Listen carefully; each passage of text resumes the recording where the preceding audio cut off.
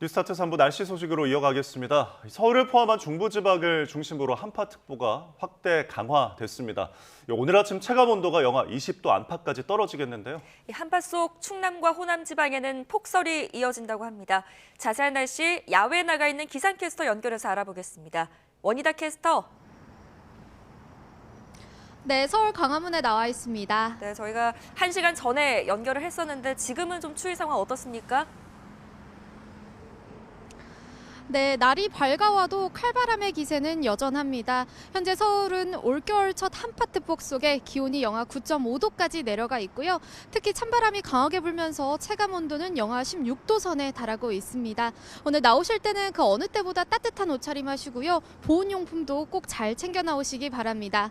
또 오늘 날씨가 얼마나 추운지 보여드리기 위해 이렇게 물병 하나 준비했는데요. 지금은 살얼음 정도지만 오늘 낮 동안에도 영하권 추위가 지속하는 만큼 앞으로 이어지는 방송에서 이 물병에 어떤 변화가 있는지 보여드리도록 하겠습니다. 밤사이 전국이 꽁꽁 얼어붙었습니다. 현재 경기 북동부와 강원, 충북 북부와 경북 북동 산간에는 한파 경보가, 그 밖에 중부와 전북 동부, 경북 북부에는 한파 주의보가 발효 중입니다. 현재 전국에서 가장 추운 곳은 강원도 설악산으로 비공식 기록이지만 기온이 영하 24.6도까지 곤두박질했고요. 그 밖에 대관령 영하 15.6도, 철원 영하 12.2도, 안동 영하 8.2도까지 떨어져 일부 지역은 올겨울 최저 기온을 경신하고 있습니다. 오늘은 낮 동안에도 중부지방은 체감온도가 영하 15도 안팎, 남부지방은 영하 10도 안팎에 그치겠습니다. 저체온증이나 동상 등 한랭 질환에 유의하시고 동파 사고에도 대비하시기 바랍니다. 한파 속 서해안과 제주도를 중심으로는 눈이 내리고 있습니다. 앞으로 눈구름이 그 밖에 서쪽 내륙 곳곳으로 확대하겠고 눈발도 점차 굵어지겠습니다. 따라서 충남 서해안과 호남, 제주 산간에는 대설주의보가 내려져 있는데요. 이미 많은 눈이 내렸지만 내일까지 제주 산간에 최고 30cm 이상, 전북에 최고 20cm 이상, 충남 서해안과 전남에도 최고 15cm 이상의 추가 폭설이 예상됩니다. 특히 시간당 3에서 5cm 안팎의 매우 강한 눈이 집중되겠습니다. 비닐하우스 붕괴 등 안전사고를 조심하시기 바랍니다. 서해안의 눈은 내일까지, 제주도는 일요일까지 길게 이어지겠고요. 내일도 오늘과 비슷한 수준의 한파가 지속하겠고 이번 강추위는 주말 낮부터 점차 약해질 전망입니다. 현재 전국적으로 바람이 강하게 부는 가운데 해안가와 제주도를 중심으로는 강풍주의보가 발효 중입니다. 썰물 피해 없도록 주의하시기 바랍니다. 지금까지 서울 광화문에서 YTN 원희다입니다. 네, 전해드린 대로 충남 서해안과 전북 지역에는 현재 대설주의보가 내려져 있습니다. 충남 내륙 지역에는 대설특보가 점차 확대될 것으로 보입니다. 현장에 나가 있는 취재기자 연결합니다. 김기수 기자. 네, 충남 보령 대천항에 나와 있습니다. 네, 현장 상황 전해주시죠. 네, 제 뒤로 보이는 곳이 대천항에서 유람선을 타는 곳입니다. 밤사이 내린 눈이 쌓여 있는 모습인데요. 지금은 눈이 내리고 있진 않지만 가만히 서 있기도 힘들 정도의 찬 바람이 불고 있습니다. 충남 보령과 서천, 태안 등 5개 시군엔 대설주의보가 발효 중입니다.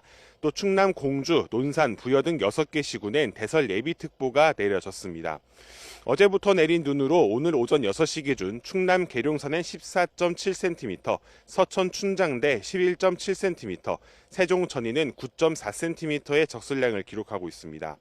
기온도 내려가면서 충남 천안과 아산 등 내륙 지역을 중심으로는 한파주의보가 발효됐고 충남 서해안을 중심으로는 강풍주의보가 내려진 상황입니다. 순간 초속 20m의 강한 바람이 부는 곳도 있겠습니다. 충남소방은 밤사이 고드름 제거나 제설작업 요청 등 3건의 신고가 있었지만 별도의 인명피해는 없었다고 설명했습니다. 기상청은 오늘 충남 지역에 5에서 10cm, 많은 곳은 15cm 이상의 눈이 내릴 것으로 예상했습니다. 네, 충남뿐만 아니라 전북 지역에도 대설특보가 내려진 상황이죠. 네, 그렇습니다. 전북 전역에 대설주의보가 내려진 상황입니다.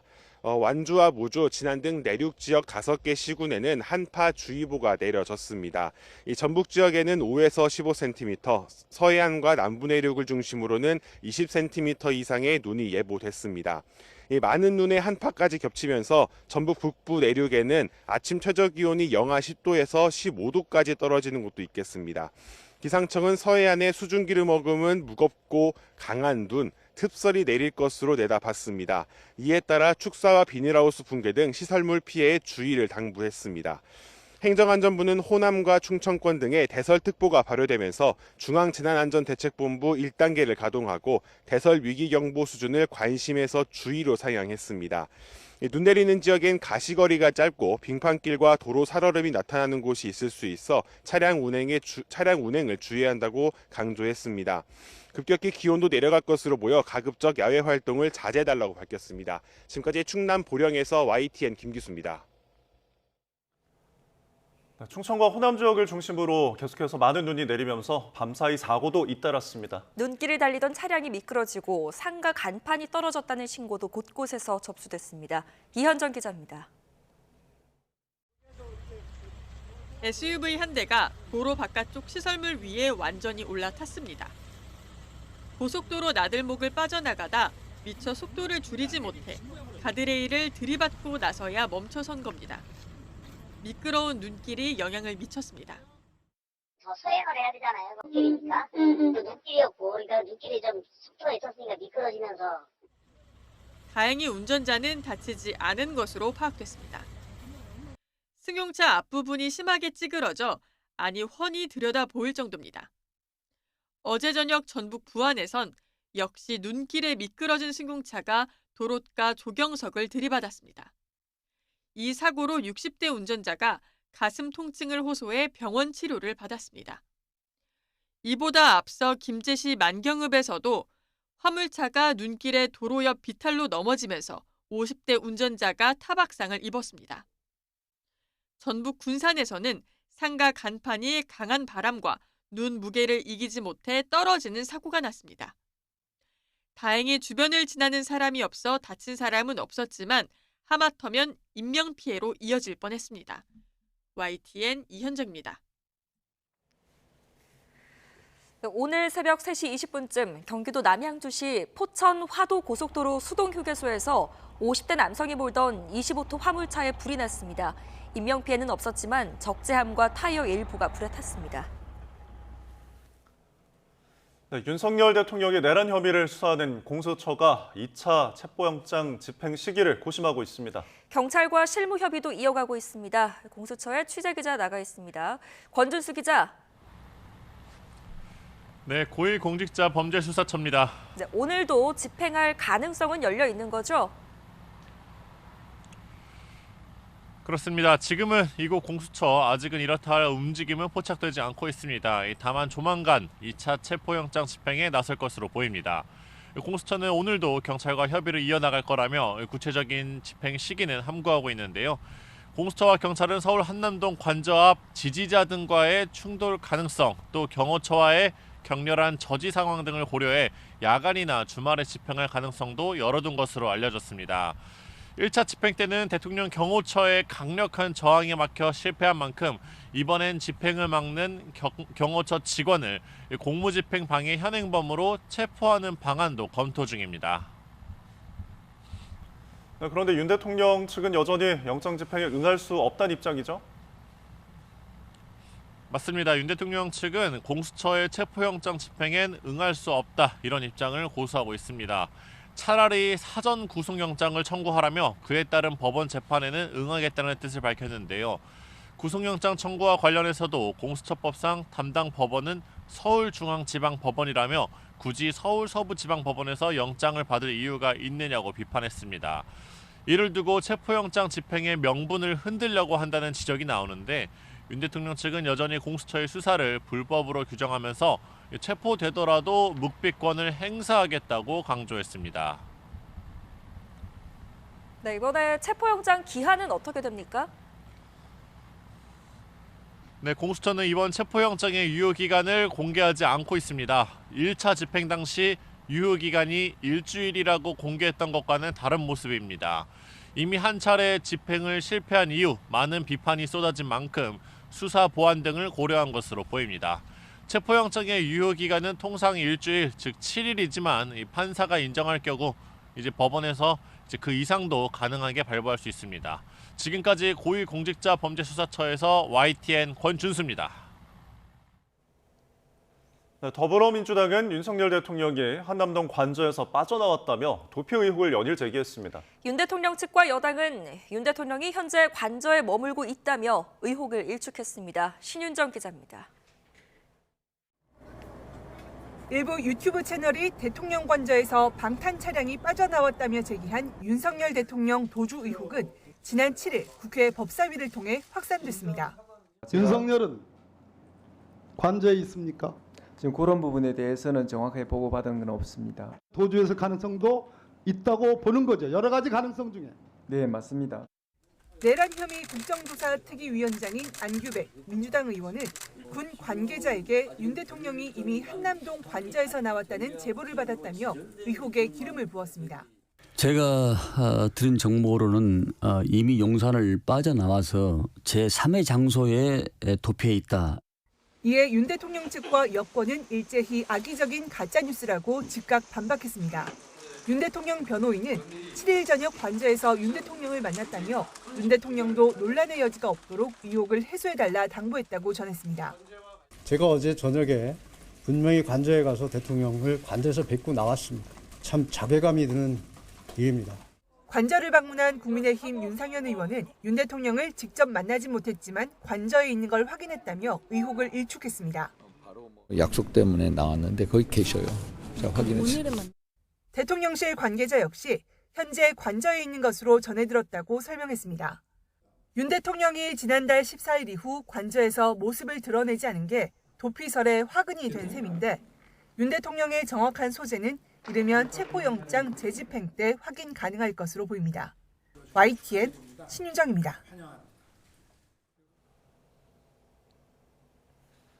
네, 최상목 대통령 권한대행의 제2요구권 행사로 국회로 되돌아온 내란 특검법과 김여사 특검법이 어제 국회 본회의 재표결에서 부결됐습니다. 내란 특검법은 총 투표수 300표 중 가결 198표, 부결 101표, 기권 1표로 김여사 특검법은 가결 196표, 부결 103표, 무효 1표로 각각 국회 문턱을 넘지 못했습니다.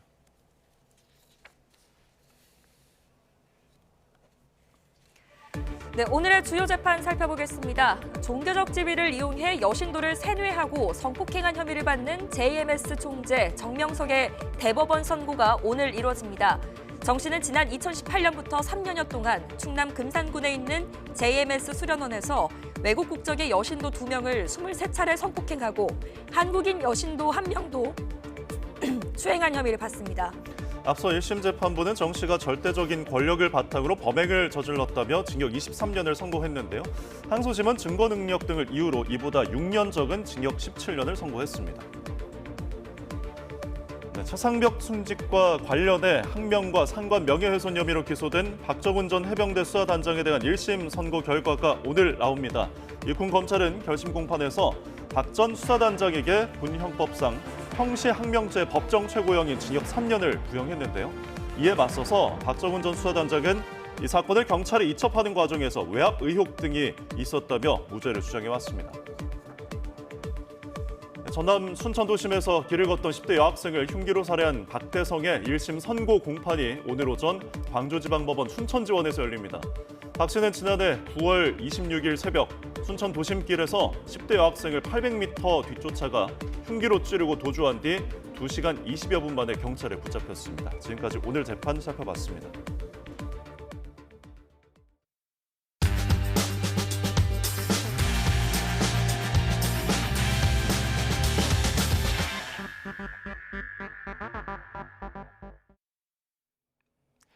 (1월 9일) 목요일 스타트 브리핑 시작합니다. 먼저 조선일보입니다.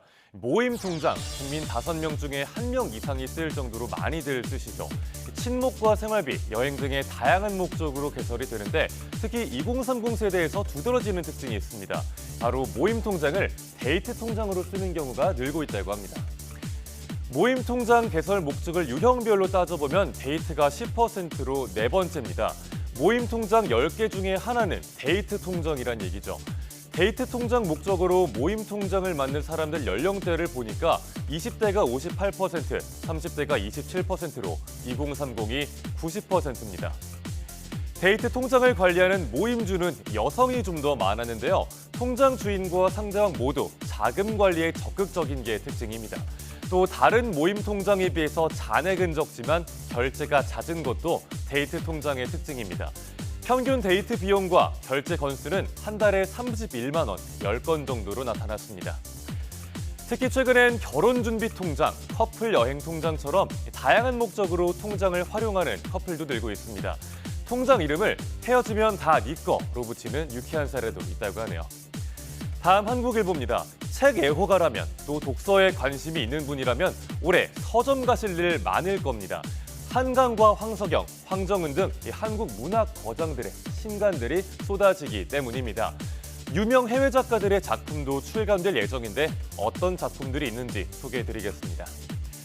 먼저 노벨문학상 수상 이후에 한강 신드롬을 이어갈 한강 작가의 차기작이 공개됩니다. 겨울 3부작이 한 권으로 묶여서 나올 예정입니다. 황석영 작가는 600년 된 팽나무를 소재로 한 신작을 선보입니다. 황정은 작가의 신간도 올해의 독자들을 찾아갑니다. 또 지난해 작부한 신경림 시인의 유고 시집도 출간 준비 중이고요.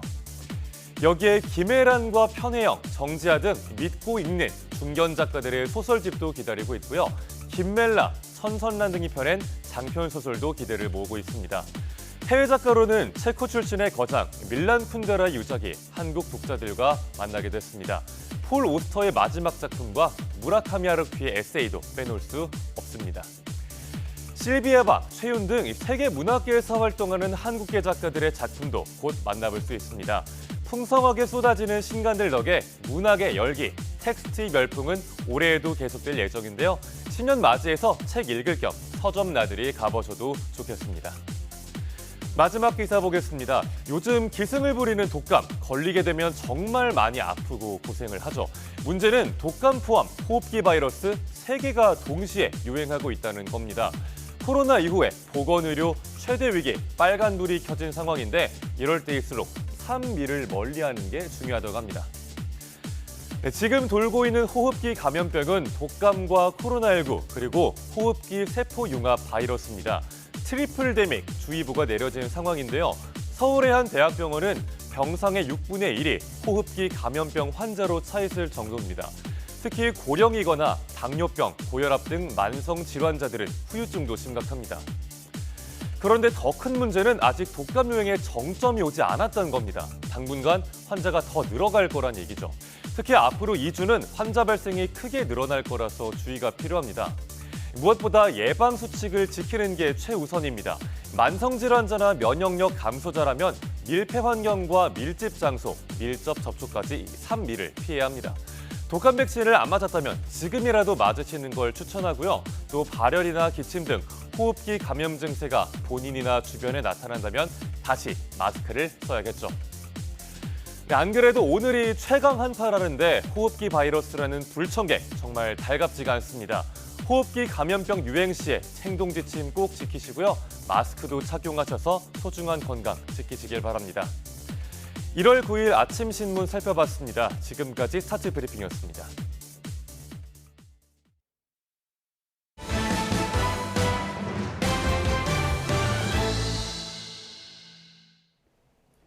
네, 한국계로 처음으로 미국 연방 상원 의원이 된 앤디 김 의원이 대치 상황이 이어지고 있는 한국에 안정이 시급하다고 말했습니다. 특히 정치인들이 자신들의 야망을 채우기 위해 현재 상황을 이용해서는 안 된다고 지적했습니다. 워싱턴 권준기 특파원입니다. 100명뿐인 미국 상원의원의 일원이 된 앤디 김 의원이 인도태평양 지역 언론을 상대로 기자회견을 열었습니다.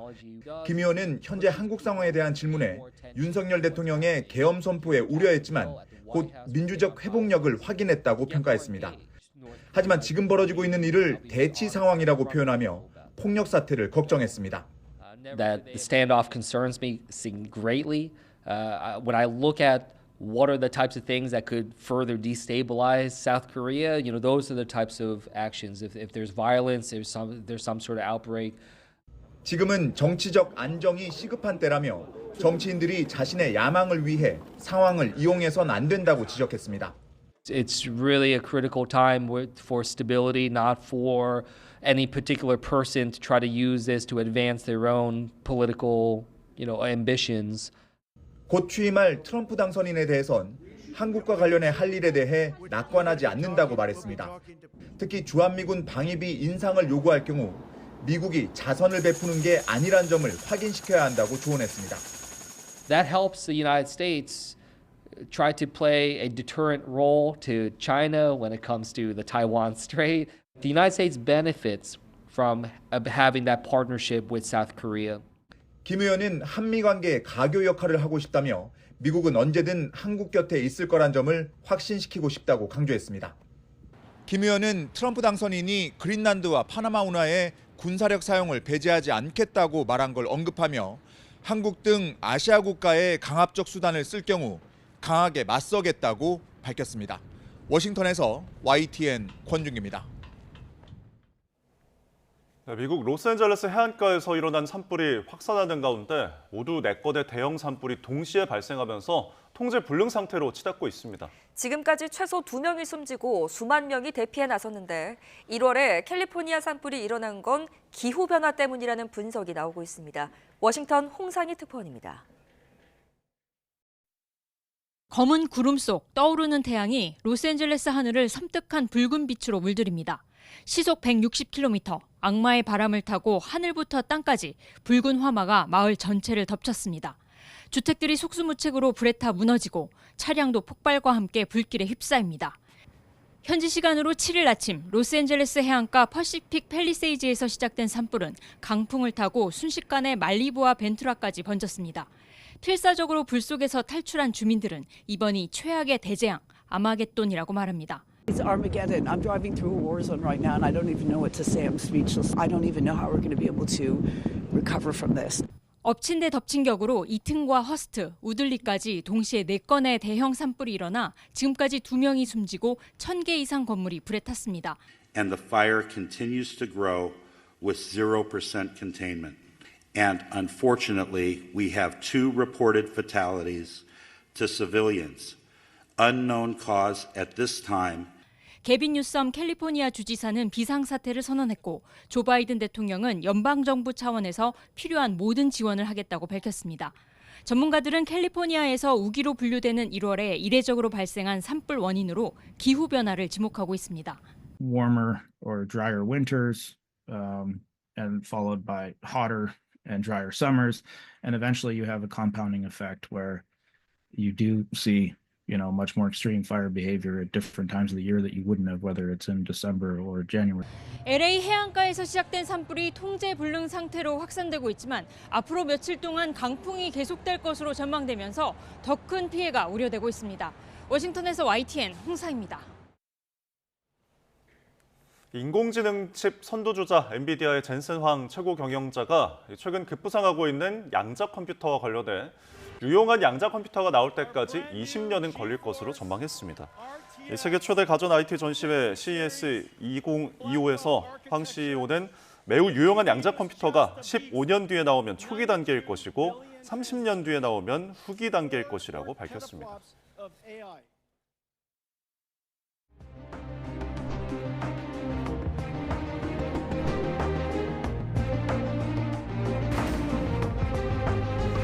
지난 3분기 때 영업이익 9조 1천억 원을 달성하고도 어닝쇼크라며 반도체 부문 전영현 부회장이 사과문까지 발표했는데 4분기 실적은 그보다도 더 떨어졌습니다.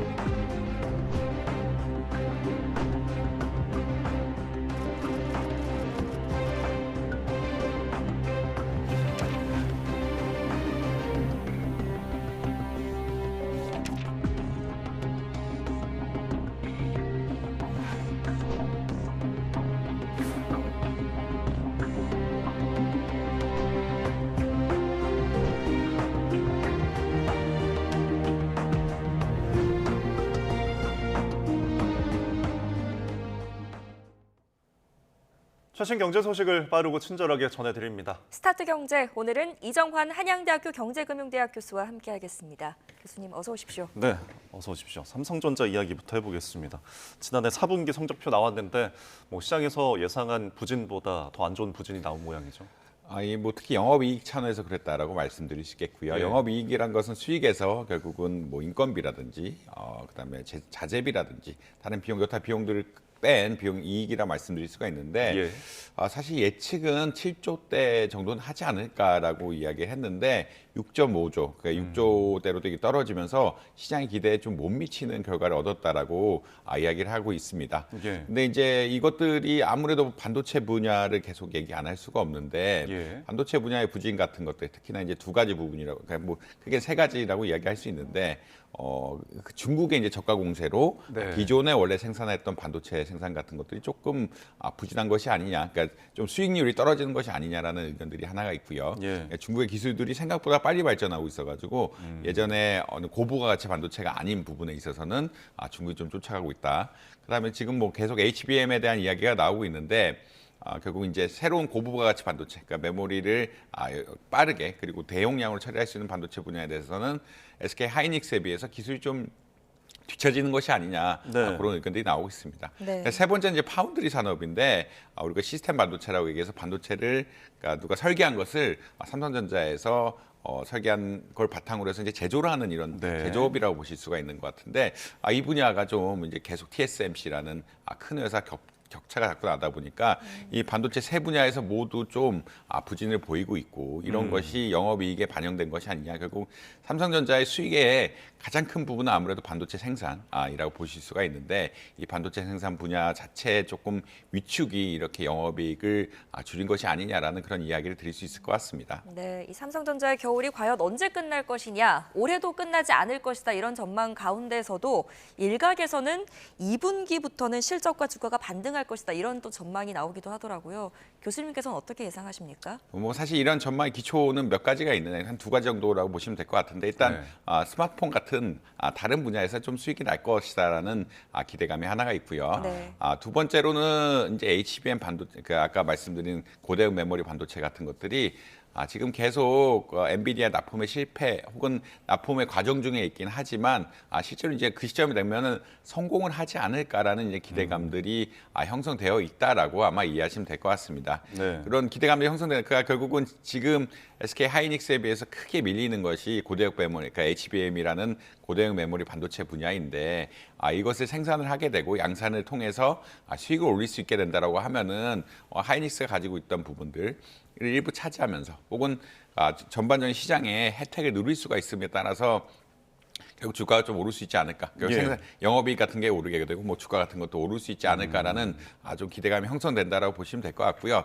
근데 이제 이거 가지고 또 해결이 될 거냐는 또 의견도 있습니다. 왜냐하면 최근에 자꾸 지속이 되는 게 오늘 사실 어제 실적 발표에서 나왔는데 이제 구조적인 근원적인 경쟁력 확보에 나서겠다라는 이야기를 계속 하고 있거든요. 네. 근원적 경쟁력 확보에 대한 이야기는 뭐냐면 결국 AI 등 뭐 첨단 산업의 분야에서는 어떻게 보면 기술 개발을 좀 더 효율적으로 할 수 있는 조직 문화라든지 이런 것들이 좀 갖춰져야 된다라고 이야기하는데 삼성전자 아무래도 이제 제조업 쪽에 너무 좀 초점을 맞추다 보니까 이제 비용 쪽에 너무 좀 초점을 맞춘 것이 아니냐라는 의견들도 있습니다. 결국은 이런 분야에서는 혁신이 더 중요하다고 볼 수가 있는데 이 혁신에 좀 못 쫓아간 것들을 근원적으로 바꾸겠다라는 그런 의지를 표명했는데 그만큼 조금 어떤 개발 분야에 있어서 조금 속도가 안 나는 이런 상황들이기 때문에 이게 최근에 뭐 기업들에 대해서는 공룡들도 걸음이 빨라야 된다라는 이야기를 하거든요. 큰 기업이지만 걸음을 빨리빨리 움직일 수 있는 공룡이 되어야 된다는데 지금 삼성전자는 공룡이긴 하지만 속도 측면에서 조금 느려진 측면이 있기 때문에 이런 것에 대한 부담감들은 계속 있다. 결국은 걸음을 빨리 할 수 있는 어떤 속력을 속도를 붙일 수 있는 이런 구조 개혁 같은 것들이 좀 필요하다라고 뭐 시장에서 인지하고 있기 때문에 주가라든지 이런 것들이 좀 영향을 받고 있다. 아마 이렇게 말씀드릴 수 있을 것 같습니다. 네, 혁신이 필요한 상황인데 지금 일단 실적 부진 발표에도 어제 삼성전자의 주가는 뭐 올랐거든요. 이유가 어디 있을까요? 뭐 일단은 사실 이제 컨센서스 주식시장의 어떤 영업이익 평가란 건 한 달 정도, 한두 달 정도 약간은 미리 형성이 되거든요. 근데 이제 뭐 실제 실적은 그러니까 12월 달에 보니까 결국 주가 같은 것들 주가 굉장히 많이 떨어졌는데 이런 것도 봤을 때 이미 실적 정보 같은 것들 좀 반영이 된 것이 아니냐. 그러니까 영업이익 충격이 오긴 했지만 흔히 말하는 이 시차라고 이야기하죠. 그때 컨센서스가 형성됐을 때 있는 정보하고 실제 지금 투자자들이 알고 있는 정보가 좀 다르기 때문에 이미 선반영된 것이 아니냐라는 의견들이 있고요. 그다음에 이런 것은 지금 사실 역사상 삼성전자 주가가 좀 어떻게 보면 저평가 시점이라는 이야기도 있습니다. 저평가 시점이라는 건 어떤 거냐면 작년에 뭐 밸류업 할 때 이야기가 많이 이야기했는데 네. 주가하고 이제 장부가 비율, 어떤 주식 시장의 시총하고 어떤 그 자산의 비율 같은 것들이 좀 역사상 낮아지는 수치이기 때문에 이게 좀 저평가된 게 아니냐라는 그러니까 작년 이미 많이 떨어졌기 때문에 예. 이게 저평가에 들어간 것이 아니냐라는 또 의견들이 있으면서 특히나 외국인을 중심으로 해서 이제 한 3일 전부터 외국인 투자자들이 좀 매수를 하기 시작했거든요. 이런 것들이 좀 주가를 부양하는 것이 아니냐라는 의견들도 분명히 있는 것 같다라고 보시면 될 것 같습니다. 네, 앞으로의 주가 전망을 좀 짚어보면요. 저가 매수 움직임이 있을 것이다라는 전망과 함께 또 이 반도체 관련 기술을 기술 부진을 해소해야 이런 우상향 곡선을 그릴 수 있을 것이다. 이런 전망이 엇갈리고 있는 상황이거든요. 어떻게 보십니까? 정확하게 말씀하신 게 맞고요. 특히나 이제 중국에 대해서 어떻게 대응할 것이냐가 한 이슈가 있고, 그다음에 하이닉스에 비해서 기술력이 좀 뒤떨어진 것을 어떻게 메꿀 것이냐, 이 두 가지 이슈를 다 해결을 해야 되기 때문에 이런 구조적인 개혁까지 나오면서 주가의 불확실성이 좀 커져 있는 것은 분명한 사실이다라고 보시면 될 것 같습니다. 결국은 이 수익이나 영업이익이란 것이 단기적인 수익도 중요하지만 미래에 대한 우리 사람들의 기대감들이 갖는 것도 중요하거든요. 그러니까 미래에 대한 영업이익 기대감이 결국은 주가에 반영되는 것이라고 보실 수가 있는데 예. 현재 중국을 이기면서 수익을 쌓아야 되고요. 미래에 대한 기술을 축적하면서 미래의 어떤 영업이익에 대한 수준을 또 높여야 되는 이런 과제들이 공통적으로 있다라고 보시면 될 것 같고, 네. 지금 이런 것들은 좀 구조적인 개혁, 그러니까 삼성전자가 너무 또 1등주의에 있어서 좀 비용 절감에 좀 집중하지 않았나, 이런 것들에 좀 반성의 의견들도 굉장히 많이 나오는 것 같고, 이런 반성의 의견을 넘어서 삼성전자 조직이라든지 R&D라든지 기술 개발이라든지 이런 것들을 조금 개혁한다고 하면은 뭐 또 잘할 수도 있는 이런 상황들이다. 뭐 삼성전자 여러 번 그런 경험들을 해왔기 때문에 네. 뭐 또 나가야 되는 상황들. 근데 말씀하신 내용처럼 불확실성은 분명하다. 지금 올해 HBM 같은 것이 잘 개발이 돼가지고 주가가 네. 오를 거라는 의견도 있긴 하지만 구조적인 개혁이 우선돼야 된다는 또 의견들도 만만치 않기 때문에 실적 이런 것들이 복합적으로 작용하면서 좀 예. 불확실성이 커진 상태다라고 말씀드릴 수 있을 것 같습니다. 네. 이 삼성전자의 반도체 경쟁사인 SK 하이닉스가 이달 말에 실적 발표도 앞둔 상황인데 호재가 굉장히 많거든요. 아까 언급하신 HBM 같은 경우에 먼저 치고 나가고 있고, 그리고 오늘 이 최태원 회장이 젠슨왕 CEO 만날 것이다 이런 이야기 나오고 있는데, 만난다면은 어떤 걸 기대할 수가 있을까요? 이제 뭐 사실 반도체 동맹이라는 이야기를 계속 하고 있고요. 작년에도 한번 만났는데 그때 예. 이제 반도체 동맹, 결국은 이제 메모리 반도체 분야하고 이 흔히 말하는 엔비디아의 어떤 AI 칩 같은 같이 이렇게 커야 된다라는 반도체 동맹이라는 이야기를 계속 하고 있습니다. 네. 특히나 올해 이제 CES에 가서 SK 하이닉스가 16단, 16단짜리 HBM 고대역 반도체를 만들면서 좀 기술력을 증명을 하고 있고요. 예. 이런 기대 때문에 지금은 3세대라고 이야기하는데 4세대 고대역 메모리 반도체도 하이닉스가 조금 빨리 앞서가지 않을까라는 기대감이 형성되어 있는 건 사실이다라고 보시면 될 것 같습니다. 결국은 이제 AI 산업 전환에 있어서 반도체 부분이 핵심이고요. 이 반도체 부분이 결국은 어떤 우리 연산하는 부분도 중요하지만 이 메모리를 같이 하는 부분이 중요하기 때문에 엔비디아가 집중적으로 하고 있는 어떤 연산 부분, 그다음에 이제 하이닉스가 잘하고 있는 어떤 메모리 부분에 있어서 같이 합쳐지는 시너지 효과를 기대하고 있다라고 보시면 될 것 네. 같고, 결국은 이런 것들에 대해서 같이 잘 나가자고, 지금도 협조적인 관계가 잘 이루어지고 있는데 이런 관계를 적극적으로 잘 나가자라는 의견들이 나오지 않을까라고 생각을 하고 있습니다. 사실 올해 그러니까 이것 때문에, 그리고 이런 고대역 메모리 반도체 때문에 이제 이번에 SK 하이닉스 영업이익이 좀 예. 이례적으로 삼성전자보다 좀 높지 않을까라고 예측을 하고 있거든요. 네. 왜냐하면 둘 다 이제 반도체 회사이기 때문에 하이닉스가 잘 되면 삼성전자가 잘 되고 삼성전자가 안 되면 또 하이닉스 안 되고 이런 현상이 있었기 때문에 아무래도 예. 규모가 컸던 삼성전자가 조금 영업이익 차원에서 늘 이익을, 그리고 삼성전자 같은 경우에는 이 메모리 반도체뿐만 아니라 가전제품 같은 것들, 그리고 휴대폰 같은 것도 생산하면서 좀 다각화된 상태였기 때문에 늘 영업이익이 하이닉스보다는 좀 앞선 상태였는데 예. 이번에는 좀 이례적으로 이제 그 SK 하이닉스 같은 경우에는 고대역 메모리 반도체가 워낙 수익률이 좋다 보니까 영업이익이 한 8조, 오늘 나올 건데 아마 한 8조 가량도 예측을 하고 있는 것 같습니다. 8조 이상 될 거라고 예측을 하고 있기 때문에 예.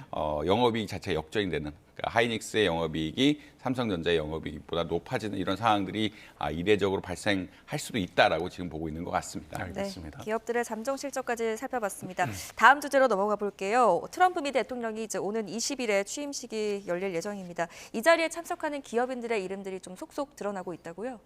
일단은 뭐 신세계 이제 정현진 회장이 가장 그 빅네임으로 드러나고 있다라고 보시면 될 것 같고요. 이제 뭐 얘기로는 무도회까지 초청을 받아서 굉장히 이제 오랜 기간 동안 이 트럼프 취임식에 있을 거다라는 이야기들이 나오고 있습니다. 아무래도 이것은 뭐 개인적으로는 뭐 트럼프 주니어, 그러니까 지금의 이번 행정부의 중요한 역할을 할 것이라고 생각하는 트럼프의 아들하고 이제 개인적인 친분이 있기 때문에 이렇게 가서 오랜 기간 동안 뭐 행사에 참여한다라고 이야기하시면 될 것 같고요. 이외에도 이제 아까 우호연 SM그룹 회장, 이분은 한미 동맹회 쪽에 기여한 부분이 있었다라고 보시면 될 것 같고, 허영인 SPC 그룹 회장은 아무래도 빵 공장 같은 것들을 지금 댈라스 같은 데 짓고 있거든요. 그러니까 실질적으로 투자를 늘리고 있기 때문에 미국에 좀 투자를 받은 것이 아니냐. 그다음에 류진 한국경제인협회 회장님은 아무래도 이제 이 경제인협회 회장님이라는 어떤 상징성 때문에 지금 초청을 받아가지고 이 네 분이 거론이 되고 있다라고 아마 이해하시면 될 것 같습니다. 알겠습니다. 자, 끝으로 뉴욕 증시도 살펴보도록 하겠습니다. 좀 혼조세를 보인 것 같더라고요. 오늘 뉴욕 증시 뉴스들이 여러 가지가 나오면서 좀 혼조세를 보였다라고 이야기하고 있는데, 지금 정치적으로는 어떻게 이야기하자면 관세를 올릴 만한 여러 가지 입법안들이 개선이 되고 있다, 그 연구가 되고 있다는 보도가 나오면서 관세가 올라가면 또 주가에는 부정적인, 물가도 올라가게 되고 고금리가 좀 지속될 거라 좀 부정적인 영향이 나오고 있는데, 어제 또 근데 노동시장 지표 같은 것들은 예상보다 하회하면서 실제로 인플레이션이 좀 떨어지는 것이 아니냐. 그리고 이제 연준 인사들의 발언 역시 좀 인플레이션 잡히는 것 같다라는 의견들이 나오면서 결국은 거의 보합세, 그러니까 조금 오르거나 조금 낮은 상태로 이렇게 마감했다. 그러니까 좋은 뉴스랑 나쁜 뉴스랑 혼재가 되면서 보합세로 마감한 이런 상황이었다라고 말씀드릴 수 있을 것 같습니다. 네, 뉴욕 증시까지 짚어주셨습니다. 오늘 여기까지 듣겠습니다. 이정환 교수와 함께했습니다. 잘 들었습니다, 교수님.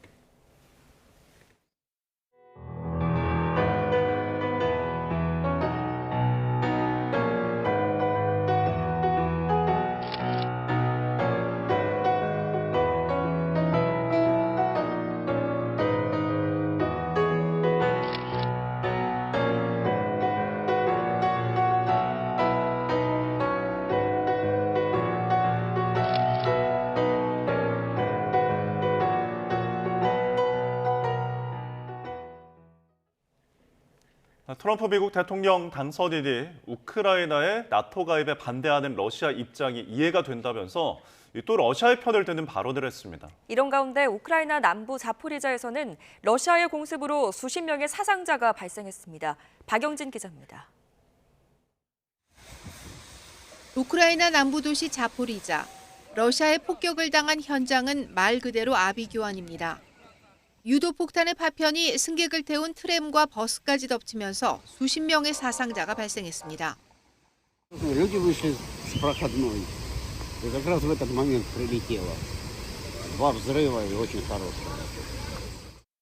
앞서 우크라이나도 대규모 드론 공격을 퍼붓고 러시아 공군의 석유 저장고를 타격했습니다. 이번 공격으로 볼가강 인근 사라토프주에는 화재로 비상사태가 선포됐다고 러시아 매체들이 전했습니다. 조기 종전을 공언한 트럼프 미 대통령 당선인의 취임을 앞두고 양측의 공세는 더욱 치열해지는 상황. 반격에 재반격이 거듭되면서 희생자 수는 걷잡을 수 없이 늘어가고 있습니다. 이 와중에 우크라이나가 휴전 조건으로 내건 나토 가입 희망에 찬물을 끼얹는 트럼프 당선인의 발언이 나왔습니다. Well, then Russia has somebody right on their doorstep, and I could understand their feeling about that. But there were a lot of mistakes made in that negotiation. 우크라이나 침공 명분 중 하나가 나토의 동진인 러시아는 우크라이나의 나토 가입을 절대로 받아들일 수 없다는 입장입니다. 반면 우크라이나는 나토 가입으로 안보가 보장된다면 영토 포기를 감수하고라도 휴전할 수 있다는 뜻을 밝혀왔습니다. 하지만 트럼프 당선인이 이처럼 노골적으로 러시아의 편을 들고 나서면서 가뜩이나 전력 열세에 몰린 젤렌스키 대통령은 더욱 곤혹스럽게 됐습니다. YTN 박영진입니다. 네, 가상화폐 테라루나 폭락 사태의 핵심 인물인 권도영 씨의 형사재판이 방대한 자료 검토로 인해서 1년 뒤에야 본격적으로 열릴 예정입니다. 하지만 월가의 저승사자로 불리는 뉴욕 남부 연방지방검찰과의 머리싸움은 벌써부터 치열하게 전개되고 있습니다. 뉴욕에서 이승윤 특파원입니다. 400억 달러 규모의 가상자산 폭락 사태를 촉발한 권도영 씨의 재판을 담당하는 미국 맨해튼 뉴욕 남부연방법원. 권 씨는 가상화폐인 테라 USD와 관련해 100만 명 이상의 투자자들을 속여 58조 원에 달하는 손실을 입힌 혐의 등을 받고 있습니다. Until I am the founder of Terra Money, be earning a 20% dividend profile on holding equities, which you're never going to get by holding Tesla or Apple. 9가지 혐의가 모두 유죄로 인정되면 최고 형량이 130년에 달할 전망입니다. 경제사범의 최고 형량이 40년 정도인 한국행을 원했던 권 씨를 미국 법무부가 미국으로 데려왔지만 형사재판은 내년에야 본격적으로 열릴 전망입니다. 뉴욕 남부연방법원은 첫 재판 전 협의에서 본 재판 일정을 내년 1월 26일에 개시하겠다고 밝혔습니다. 권 씨의 민사소송도 진행 중인데다 방대한 자료 검토가 벅차다는 이유를 들었는데 권 씨 측에 재판 일정을 앞당기는 방안을 검토하라고도 지시했습니다. 검찰이 국제 공조와 압수수색을 통해 확보한 6테라바이트에 달하는 자료에는 권 씨의 동의 없이 녹음된 자료도 포함된 것으로 알려졌습니다.